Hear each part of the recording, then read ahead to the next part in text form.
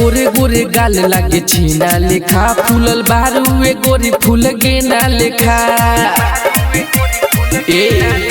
तोरे गोरे गोरे गाल लागे छीना लेखा फूलल बारुए गोरी फूल गेना लेखा जब देखनी हसीन रहे गजबे कठिन जब देखनी हसीन रहे गजबे कठिन सब भइल करनामा पूछी के हम आशिक नहीं खिया में अनरिया लीची के रे रे रे रे रे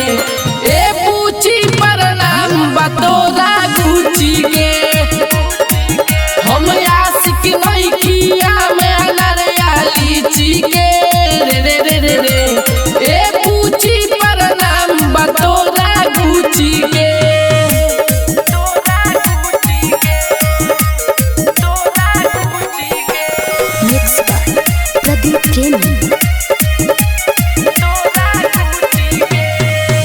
पगला दीवाना अमला भइल हम बानी तोरा के देखते हो जाई हम पानी पानी पगला दीवाना अमला भइल हम बानी तोरा के देखते हो जाई हम पानी पानी तोहर दुनु फ्रिज लागे हबारा ब्रिज तोहर दुनु फ्रिज लागे हबारा ब्रिज कूद जाई मन करे गोरी ऊंची से हम आशिक नहीं खिया में अनरिया लीची के रे रे रे रे रे ए पूछी पर नाम बतोरा गुची के हम आशिक नहीं खिया में अनरिया लीची के रे रे रे रे रे ए पूछी पर नाम बतोरा गुची के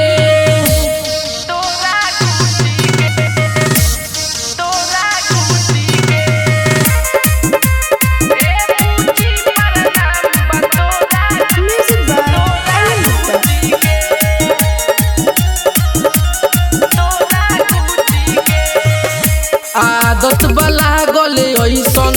रही हम निशा में हमरो के चाही बखरा भतारे वाला हिस्सा में आदत बला गले ऐसन रही हम निशा में हमरो के चाही बखरा भतार वाला हिस्सा में अरे मीठू महेश तोहे चाहे हरमेश अरे मीठू महेश चाहे तोहे हरमेश रंजित रेंद्र राखे रुचि के हम आशिक नहीं खिया